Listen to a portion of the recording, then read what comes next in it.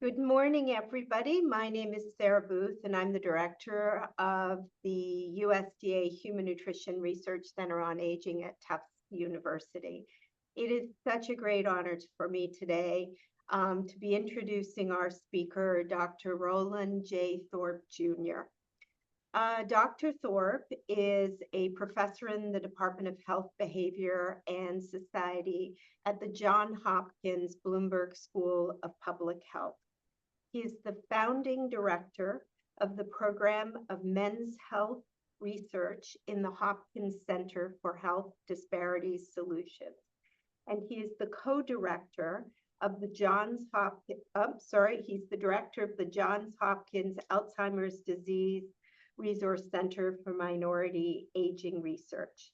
He is also the inaugural Associate Vice Provost for Faculty Diversity at Johns Hopkins. Dr. Thorpe has received many awards for his mentoring and teaching excellence.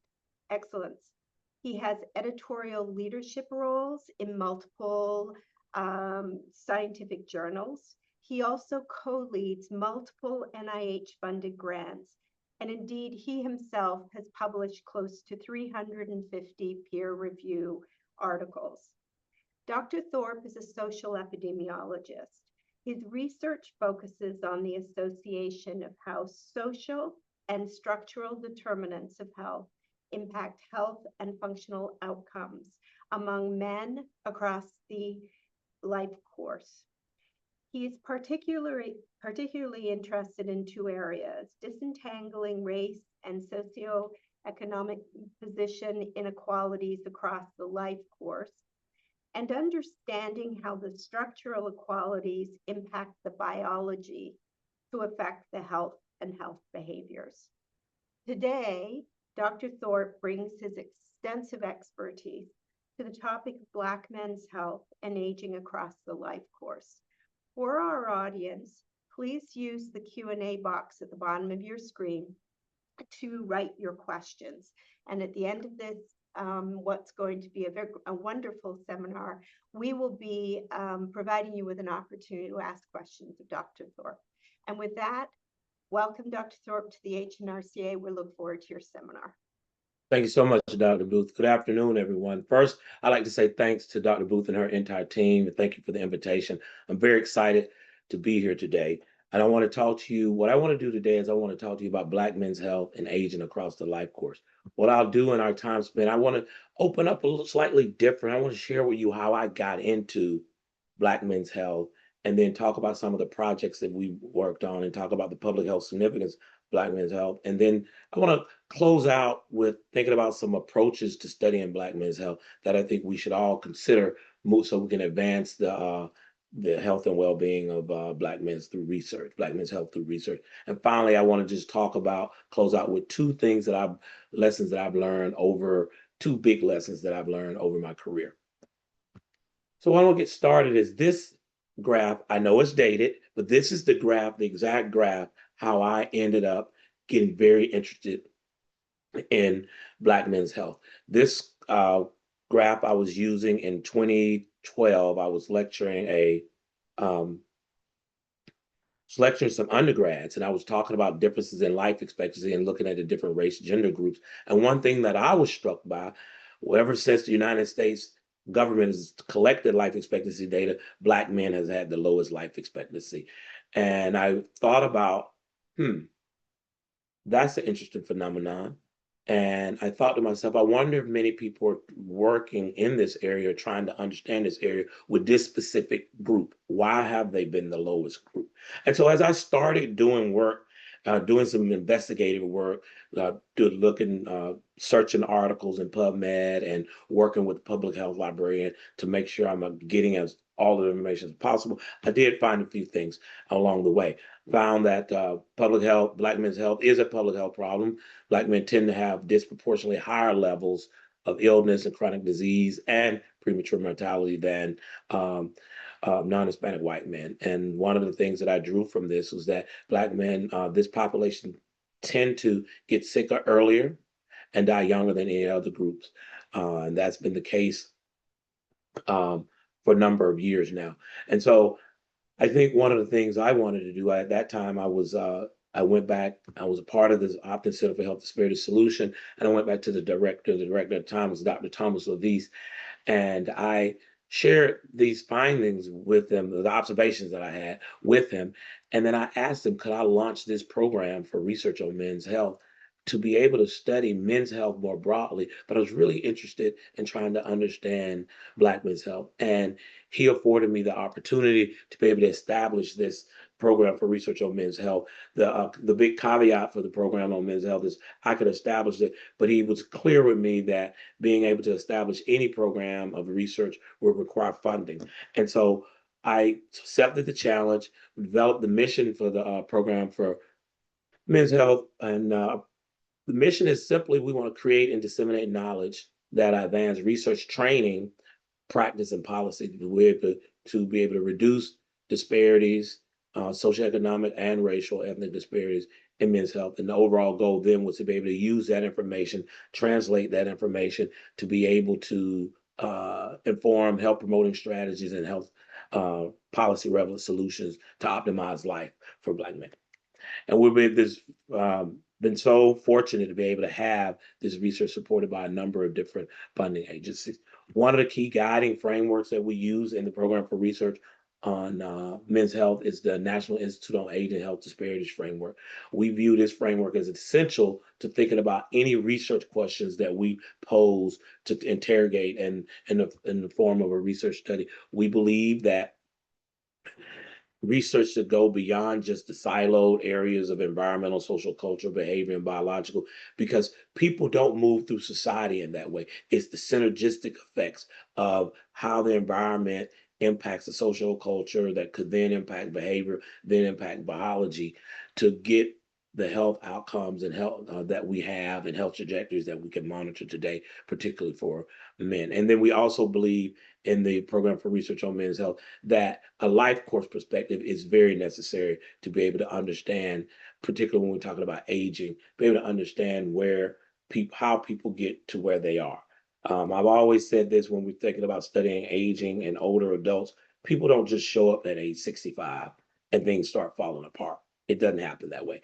There's an accumulation of things over the life course that are oftentimes not addressed in some of the earlier studies that we have when we think about studying earlier older adults.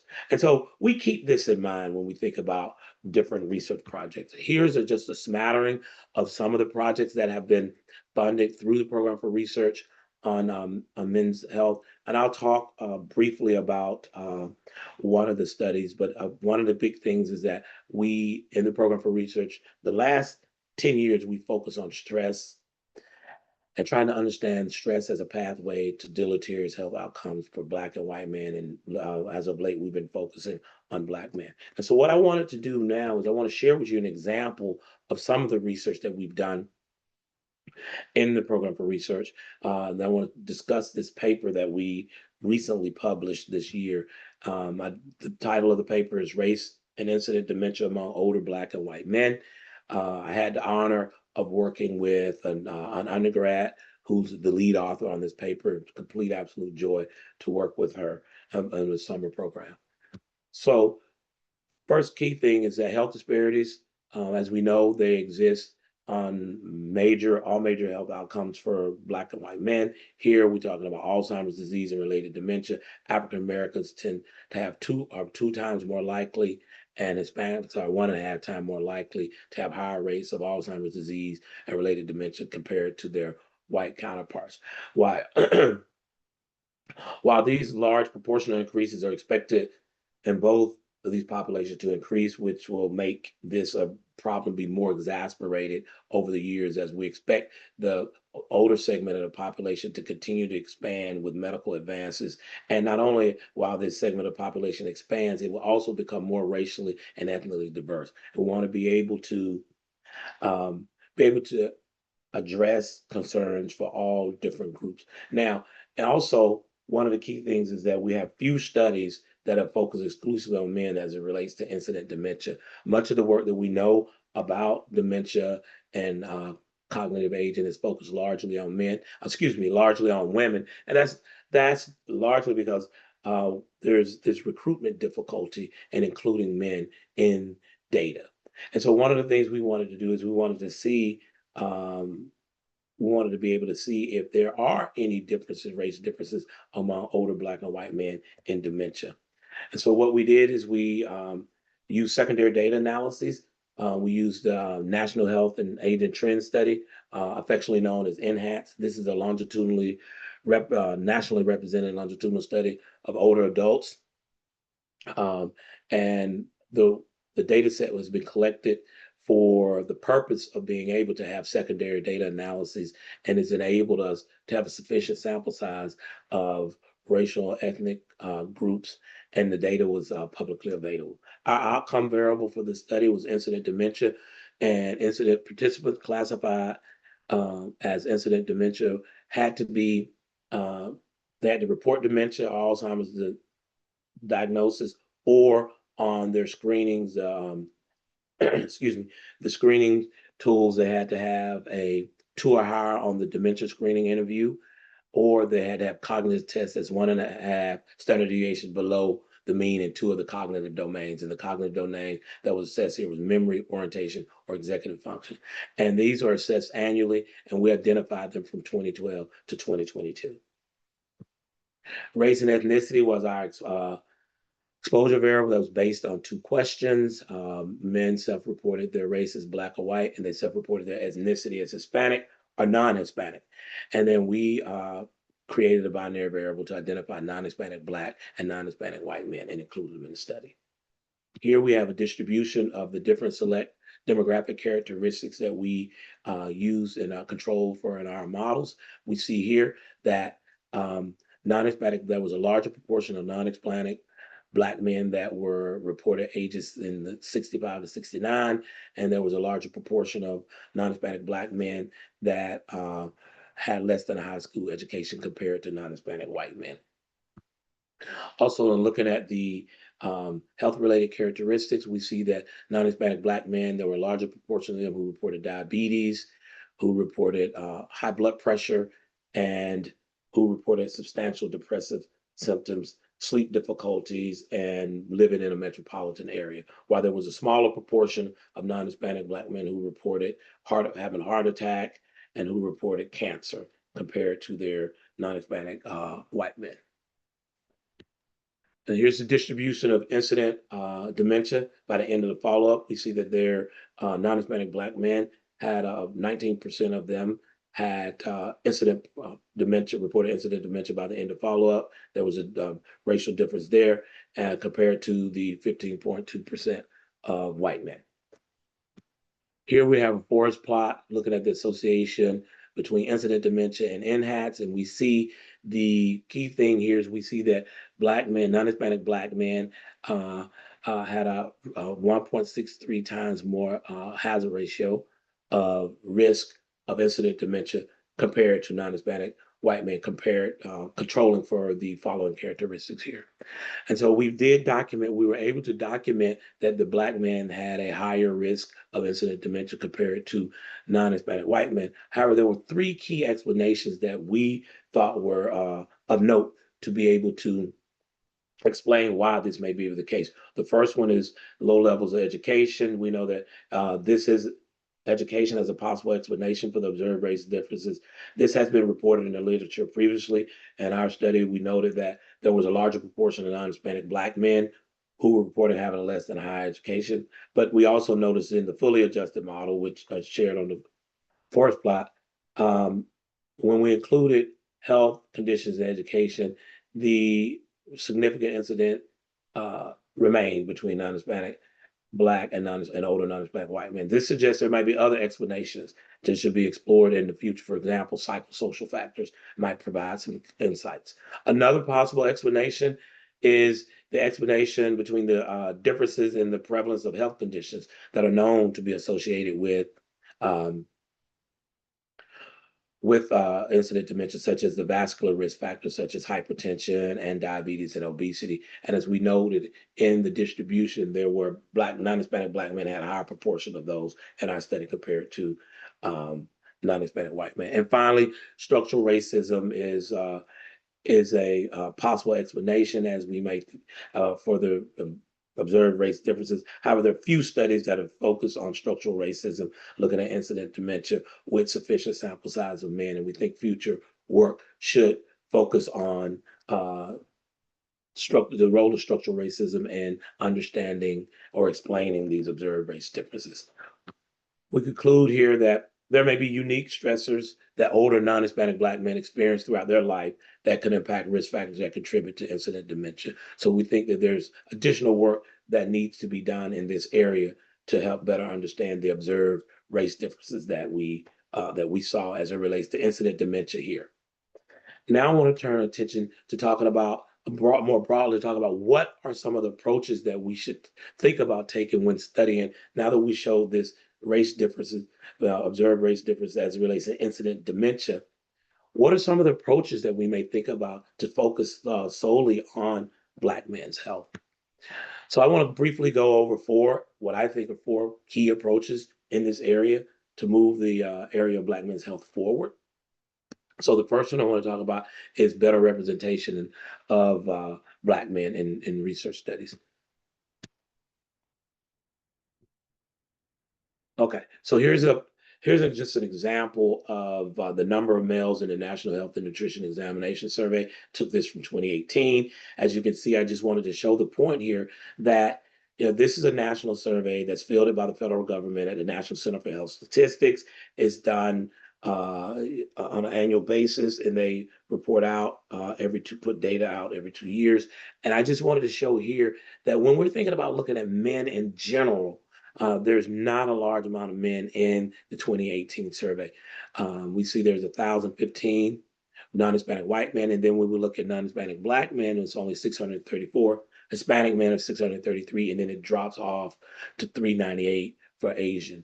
But also, in addition to that, when we look at it by age groups, the numbers tend to get very small very fast. So it creates a problem for us thinking about understanding how we can make inferences, credible inferences, when we have such small sample sizes if we want to look at age differences. And so that creates a problem. In addition, this is also the number of older Black males in the health and retirement study that have cognitive impairment, and this is by the survey year. We see here that most of the years is about hovering near 300 men. In 2010, they had over 400 men. And so this creates a problem when we're thinking about trying to study and have a better understanding for Black men. Also, our team, we did a scoping review. We started doing a scoping review to see how many Black men are in reported cognitive intervention trials. As we see, we found 265 unique studies. And then what we did was we ended up being able to look among the 73 studies that made our inclusion criteria. We found one cognitive trial that out of the 73 eligible trials that we could confirm the number of Black men in them. So that speaks to the importance of us being able to include Black men in research, particularly in this instance, I'm using cognitive trials and cognition research as an example. It's really important for us to be able to have this because understanding factors that lead to poor representation of trials is important because we want to make sure we develop new policies that meet the needs of this population. Also want to be able to take the information and ensure that we're giving the best quality and appropriate types of care to Black men. And finally, we want to be able to think about improving our efforts in primary and secondary prevention. All of these are really important for us to be able to advance our understanding and work as it relates to Black men's health. So the second approach, I think, is the importance of studying within group. Much of the work that I've done early in my career was comparing Blacks to whites. But I think what I've found is that when the comparison of Black to white on many health indicators, Black men tend to have worse health, horrific profile. And one approach to being able to understand that is then to be able to look within race ethnic groups. And so one thing that I've done to be able to look within race ethnic groups myself, Dr. Levis and Dr. Harold Neighbors we launched what's called the Black Men's Health Project. And the Black Men's Health Project within that Black Men's Health Project, we had a Black Men's Health Survey. The goal was for us to be able to use this as baseline data to collect data on 5,000 men 18 years and older. And we were funded to collect baseline data. And our overall goal was to have this as baseline data set for us to be able to advance knowledge of the health trajectory of Black men. There are a number of studies that have sufficient sample sizes, like the Jackson Heart Study, the National Survey of American Life, the National Survey of Black Americans, but none of them focus uniquely on the needs of Black men. And so this study, we wanted to focus exclusively on the unique needs of Black men. Our proposed measures that we put in were that we wanted to study cardiovascular risk, and we wanted to study depressive symptoms and mobility limitation. And then while independent measures, we wanted to try to have some measures that afford us the opportunity that were unique in the sense that we didn't see in other studies. For example, we wanted to include the ACEs, want to include microaggressions. We chose microaggressions instead of discrimination because our lit review revealed that many of those studies that I mentioned earlier have discrimination measures in them. And the work, scholars have done great work at articulating the effect of discrimination on health outcomes upon Black men. And then we had a masculinity scale because we wanted to understand masculinity, the role of masculinity, how it impacts health outcomes. And then we were able to capture some area level characteristics so we can better understand how social and environmental conditions could potentially constrain health behaviors and impact health outcomes. So going back and thinking about the NIA framework that I shared with you earlier, we were thinking about how to integrate all these together to be able to address more nuanced research questions. This study was conducted online, and it was a web-based survey, and we were impacted by COVID, and more importantly than by COVID, we were impacted by the horrific events of George Floyd. And so we were fortunate enough to be able to collect data, and we finally concluded our data collection, and we're now excited about cleaning the data, and we're seeking funding for the next wave of data collection, and we plan to use this as a data resource and to open up the data set to anyone who's interested in writing papers to advance in Black men's health. So the third approach that I think is important is this approach around employing qualitative or mixed methods research. I think that is so important for us because advancing our understanding about lived experiences is captured better, I think, about mixed methods and qualitative research methods. I think that using the quantitative research is very important, but I think providing context and gaining a better understanding, I think qualitative or mixed methodology has an important and huge role that it can play in the research, particularly when we're thinking about studying older Black men and understanding their lived experiences that sometimes not captured in surveys. For instance, trying to understand how not being able to go to college or not being able to finish high school, how has that impacted their health and well-being and their choices that they make? Well, that's sometimes not collected in survey data, and there is certainly an opportunity for research in these areas and these methods to be applied. I think it also provides us and providing us context for the quantitative pieces of the information that we receive. And I also believe it helps us when thinking about creating solutions and moving forward. All right, the last approach that I think is important, I've talked a little bit about this, is I think we should be thinking about a life course perspective, particularly when we're thinking about older adults or the aging process. I think understanding this life course perspective is incredibly important because it provides us an opportunity to be able to understand the impact of timing and duration of key experiences across the life course that occur earlier in the life course and across the life course that can have impacts on later life health outcomes. I think it's very, very important for us to be able to do that and think about it in a meaningful way. And with a life course perspective, typically the studies, when we're studying older adults, we typically study people at 65, and those cohorts that start at 65, they are left censored for debilitating conditions and mortality. And so the degree to which this censoring occurs by different social demographic characteristics is not really known. And the idea is that the influence of social and behavioral and environmental exposures may be grossly underestimated.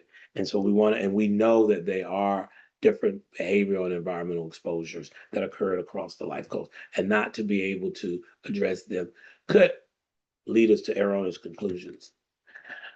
And then there are different milestones across the life course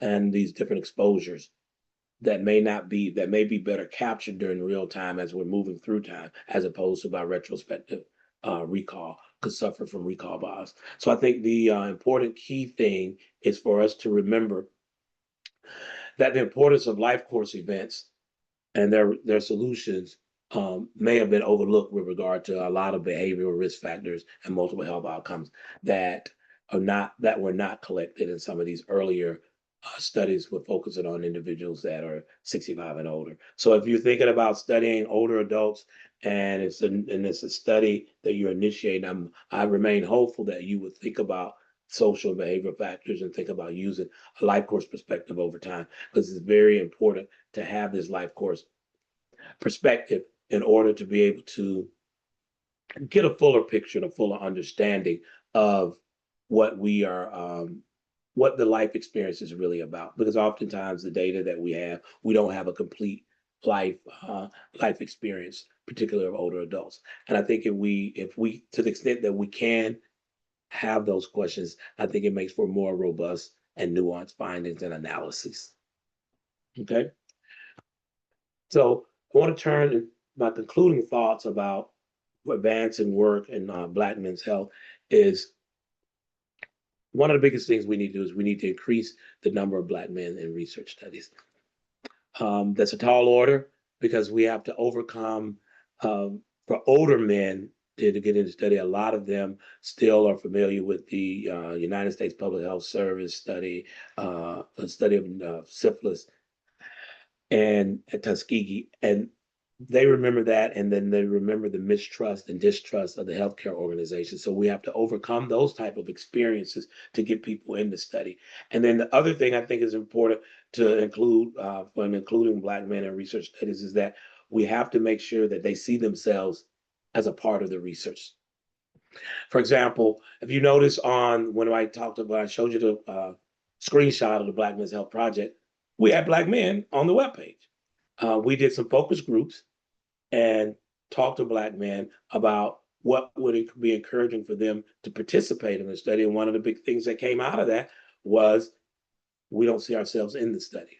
And so I think being able to do that and being able to meet them where they are with their research needs to be able to take the time to fully answer their questions so that their voices can come through the research is very important. We learned those things when we were actually working with setting the foundation for the Black Men's Health Study. We did a lot of focus groups working with Black men, and they co-developed the actual survey with us. So we spent a lot of time with groups of Black men trying to get a better understanding of what's important for them for us to be able to recruit them to do the work. As of our goal was 5,000 Black men. I think we haven't finished cleaning the last wave of the data, but before that we had a little over 3,100 men who completed all 5 parts of the survey, and a little bit under 4,400 men who completed more than one part of the survey. So we're excited about the potential number of Black men we have in our study, and just the sheer possibilities and potential of the work that could come from this data resource. The second thing is that being able to have better methodological approaches to move beyond just our status quo. As I mentioned, thinking about completing surveys are a key component to this work, but also employing some mixed methods or some qualitative research to round out and provide context, and employ the qualitative work also from the standpoint of hypothesis generation for questions that we that are really new to us. So I think that's important. So embracing these different types of methodological approaches that are available to us and use them in the research. And then have study designs, have study designs that are amenable to the population for which you want to serve. So what do I mean by that is have, most of the times when we're thinking about studying clinical trials, our inclusion criteria is so stringent until the people who we really need in the trial, we exclude them out because they can't make the inclusion criteria. For example, if we're saying that in order to be in a clinical trial, you can't have diabetes, you can't be obese, and you can't be hypertensive. Well, you're not going to get many Black men that don't have at least one of those. And so that becomes a problem. So, how do you be able to have flexibility in your study design to be able to accommodate those Black men? Maybe it's adding another arm to the study to be able to account for that, to be able to include them. These are types of things that I think I would love to engage in different conversations around how do we be more flexible in study designs to be able to increase the representation, particularly as I'm talking about in the face of Black men. And being able to address that would be critically important. Then the other area is I talked about life course perspective. It is really important, to be able to understand the exposures that these Black men have had. Because if you think about an older Black man, someone like my grandfather, who lived through, he lived through Jim Crow, then he lived through civil rights era, then the war on drugs, and the war on poverty. How did that impact his health and well-being? And think about how that could impact Black men's health and well-being. And to be able to account for those social movements that we know have had, there's work on social movements and how they impact health. We know that could be an area that we'd be able to account for. How does segregation, the role of segregation in redlining has been debunked since 1968. How does that impact the health and well-being and the lived experiences of Black men? And I don't think we do a good enough job. And that's an area of opportunity for us to think about. I'm using the context of Black men because that's what I study. It could be another group. The broader point is be able to understand your historical context of whatever group that is you're studying, because I think it's important to be able to try to understand how those lived experiences have had an impact on the health and well-being and those exposures, how they play out, the exposures early on in life, how they play out in later life health outcomes. And then finally, I think advancing Black men's health is something I think can be realized, but we need greater interdisciplinary teams. I think we need to have, not only do we need to have, epidemiologists, gerontologists, psychologists, sociologists on team, clinicians on team. I think we need to think about having others on team, like having historians on team and bringing a different perspective. Because I think the greater interdisciplinary work is where we get the most robust findings. And I'm just excited about that opportunity to be able to have a greater interdisciplinary team to address and tackle more of these research projects, more of these research questions that certainly is plentiful to be able to advance the health and well-being of Black men. Great. So finally, I just want to close on two key lessons that I've learned over my time here. And I want to first start out by saying that this is probably a shock to others, but I think this is something that we need to socialize. In this line of business, in research and in academy, failure is necessary and okay, right? I think we don't socialize it enough, but certainly I don't know many people who have been successful who have not failed, right? And I think we should socialize and normalize failure and don't look at it as a bad thing. Look at it as an opportunity for deeper learning. That's at least how I have always looked at it. I've had many failures throughout my career, but the big thing about the failures I've had throughout my career is I've learned from them, and it provided me an opportunity to reflect, to think deeper, and to come out of that failure in a different way, in a different person, asking more stronger, robust questions, sharing, learning about myself, what blind spots I had or have, and how I'm going to address them, and building a team around me to help me continue to move on a successful pathway. I think these two quotes are some of my favorite quotes. I just encourage everyone to think about and think about when we think about failure and how we treat it. It's not treating it as this bad one-off thing, but treating it as really an opportunity to grow and be better. And that's what I think is really key for the things that we are actually doing, particularly in this business, and to be able to share and talk about and create a space and normalize it. That talking about failure isn't an ugly thing or a bad thing.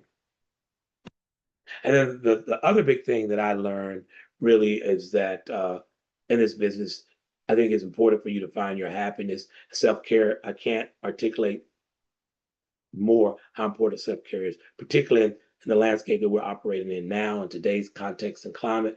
But I think it's important for you to find your happiness.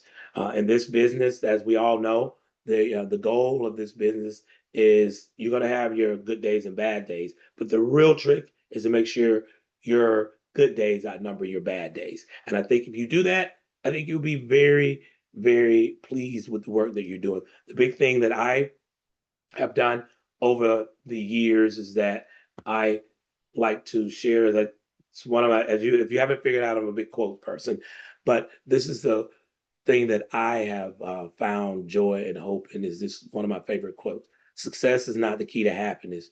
Happiness is the key to success. If you love what you're doing, you'll be successful. And I can tell you that I completely enjoy the things that I've been doing, and I've enjoyed the career that I'm having, and just have the opportunity to come in and to be able to see that I can make a difference through my research.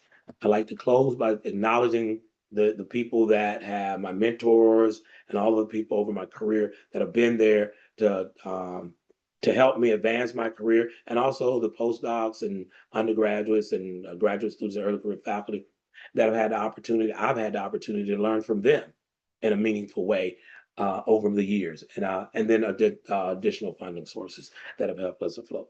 I will take any questions that you have at this time.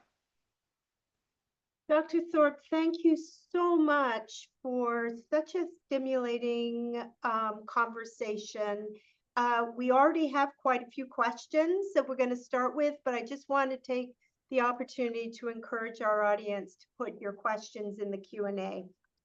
I'm going to take, the first question is from a Daniel Schultz, who says, thank you, Dr. Thorpe, for your time and sharing this presentation. Beyond representation and study materials like the website, what other factors did you find help with recruitment and increasing participation among Black men? Thank you for the question. The other things that we did find is that one thing I didn't mention there is that we needed to go where the men would be, right? And so I thought that was very important, right? One of the things that we learned when we met with them is that they were like, no one ever comes to our community, or it's rare that people come to our community. And when people come to our community, they shared some experiences that was less than favorable. For example, they say people come in, and once they come in, they want to collect data, and then they don't want to, then they leave. And we're not set up that way. I always say if you're going to go and recruit and engage in a community, I think you need to be there in the absence of specific aims, right? I think it's important to be in the community when you don't have any specific aims, right? And because we certainly show up when we do have specific aims, and we want to be mindful of that. And I think developing a trusting and collaborative relationship also helps in recruitment and retention, right? Try to the extent that you can to try to find a common ground, because oftentimes if you're going in to recruit for a study, they may not even care about what you want to do.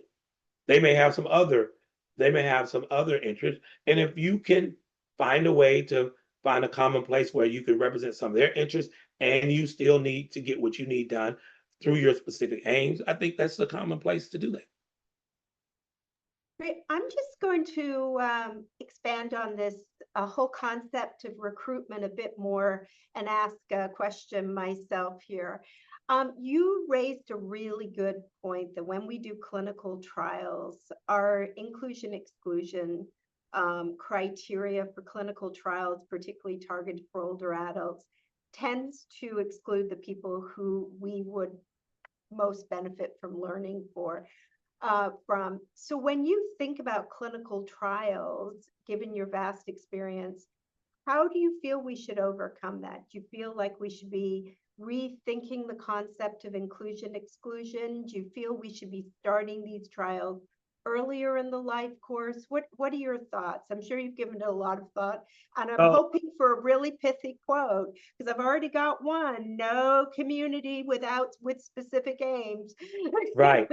So, so I started smiling because I get this question all the time, right? And I think it's a very, you and I, Dr. Booth, we're laughing and having fun, but I want people to understand this is hard work. Do not, I don't want y'all to think that we're laughing and we got it figured out, but it's hard work. But I think we need both, right? But I do think if we're studying older adults, I think we have to have another study arm, right? And I understand the value of saying you got this inclusion criteria because you want to know that this works under ideal conditions. I understand that. And I'm not challenging that. What I am saying though is, okay, but when you look at particularly older adults, many of them already come in with hypertension, diabetes. They had it, and so to exclude them, the treatment that we get, does it really work for them? We don't know, right? So what I think we should do is we should either have another study arm, but this is going to cost some more money. But we have a study arm that can account for people who have those conditions, right? Because after all, if you're developing a drug, don't you want the drug to work for the people who could benefit the most? And it would be those individuals because you would think that they're going to be sicker over time because particularly if they're not managing the conditions well, right? And so I think having another arm in the study design. The other thing that could be done is particularly if you're studying a wide range of 18 or older or 30 to 50, you want to follow them into older age. I think then you also need to think about the substantial differences and prevalences of those diseases by race, ethnicity, and by socioeconomic status, right? And I think you have to have some type of arm to be able to account for that. Because otherwise, we're gonna get the same thing we have now. They're gonna be underrepresented in the studies, and we're not gonna be able to say much about those groups. And the example I use is black men. Most black men have either hypertension, diabetes, or obesity, and if they may be managing it well, but still nonetheless they have it, and they would get excluded out of the studies. Particularly when I was talking about cognitive trials, which we know vascular risk factors are a major factor for incident dementia, major factor for mild cognitive impairment. So I think being able to understand those and being able to think about a study design that allow flexibility, I think is where we need to go. And I think that's why when we have people when we have people who are trying to design studies, we need to be at the table earlier to think about it and bring your biostatisticians on because it's going to be some cost to it because now you're going to increase your sample size of the whole study. But I think that's going to be one of the key things that should occur. Great, thank. Well, speaking of cognition, Larissa Constantino asked, how do you explain the impact of the level of education on cognitive health? How do I explain the impact of Impact of the education? education, yeah. Right. So thanks for the question. For older adults, this is an older adult. For older adults, we know that people with fewer years of education attainment have higher risk, and because the idea and the thought is that those individuals that have more education have better choices that they can make, right, and better opportunities that put them on a different pathway to brain health, physical health, functional health. Now, here's the conundrum when you're thinking about education being an explanation for black-white differences. If you're talking about older adults, the problem is older blacks' education isn't the same as older whites' education. The quality of education is what we really should be thinking about, right? Because most older Black adults, most of them didn't complete high school back then. So, and that becomes that is really a confounder in the research. And then Dr. Jennifer Manley has done work showing that it's really education, quality of education, that really drives the outcome for cognition. And many studies don't ask about quality of education, but they ask about years of attainment. And so that's kind of the conundrum that we have now. Great, thank you. So Larissa also asked, because you were, I know in your first study presented, you said that Black men self-identified. Is this true for all your studies, that you're evaluating people as Black based on self-identification, or is there another way? Yeah, we ask them to self-identify. And Okay. in our studies, we ask them to self-identify as Black, white, or whatever racial ethnic group. Okay, great. Jessica Foley asked, would you be able to explain more about the masculinity scale? I'd love to know more. It sounds like a really interesting, impactful variable. Yeah, so I don't recall off the top of my head which masculinity scale that we use, but if you would send me an email, I would certainly send you the one that we use. But what we found out is, and I learned this by working with a good friend and colleague of mine who's a clinical psychologist, the idea around, in the men's health world, there's the groups of people study masculinities and how masculinities impact health and well-being. And we wanted to take the opportunity to see, what masculinities provide an opportunity to be able to answer that question. Is it masculinity that's driving your health behaviors, or is it not? Because people say health-seeking behaviors. There has been some limited work in the fields of psychology and sociology, looking at the role of masculinities in health-seeking behaviors, and we wanted to be able to have an opportunity to look at that in some of our health outcomes. Great. But if you were to send me an email, I'm happy to send you the scale that we use. I just don't know it off the top of my head. Great. Jessica, I will send that to you. The Dr. Thorpe's email. So we're going to put you on the spot a bit here, because as you said in your final thoughts, your concluding thoughts, we really need multidisciplinary teams to address this issue. And as you know, at the HNRCA, we have a lot of basic scientists. So Perry Ecker, first of all, thanks you very much for your talk. She wants to know, are there models, like in vitro models, that people are using to actually start studying the biology of aging in this population of Black men? Not that I'm aware of, but I am acutely aware of the role that basic science can certainly play in the health and well-being of Black men. I have a colleague that's a basic scientist, an immunologist, and we have been looking at mouse models and stress, because I'm really interested in the stress pathway. And so we've been looking at mouse models and stress. He's been working on those mouse models, and we've been talking about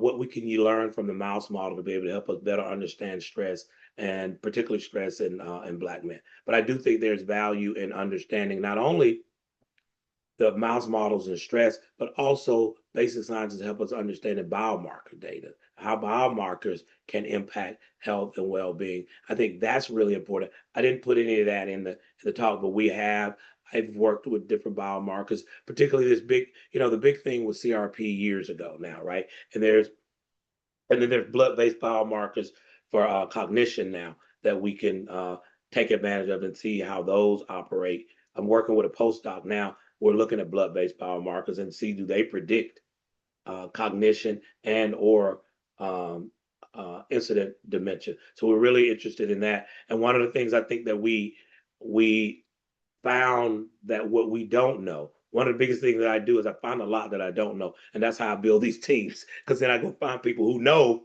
what I don't know and put them on the team. Because I'm at the point in my career, I don't need to know everything, right? But I need to know who knows what. And we are now, I brought on Dr. Harlan Jones as a collaborator, and we're thinking about bringing on more basic science, because we do understand basic science has a critical role, particularly how stress really gets under the skin and how it operates at the physiological and at the molecular level. We know very, very little about that. Great.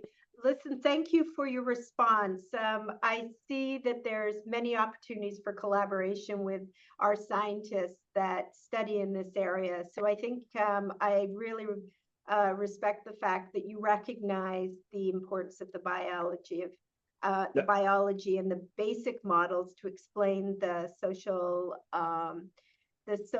issues as well. So we have no more questions. Jessica Foley did want to just say thank you so much for a really insightful talk. And I really want to thank you for really a provocative talk. I think you're giving us a lot to think about. And we look forward to many collaborations in the future. And please continue your great work. Thank you, Dr. Booth. Right before I close out, I would be remiss if I didn't say this. One of the areas that we're trying to lean into, and I don't have expertise in it, is nutrition. The fellas aren't eating right. We aren't eating right. So let me say it right, Dr. Booth. I'm not going to be exclusionary. We aren't eating right. That's part of me too. We aren't eating right. And we're looking, we're thinking about what the role of nutrition is on these, because a lot of these vascular risk factors are nutrition driven or nutrition deficient driven. So we're thinking about nutrition. I just don't know a lot about it. And that's how Angela and I first came to meet around these things, but it is really important. And I could see at least some qualitative work for hypothesis generation as an initial first step in that area. And I think that is where I'm thinking about moving toward next. So I just wanted to say that before we departed. Well, thank you. And several of our scientists will be reaching out to you shortly because this is music to our ears. I think this is where great collaborations start. So again, listen, thank you for all you do. And we look forward to the collaborations in the future. Thank you. Take care. Take care. Bye-bye. Bye-bye. And that concludes our seminar.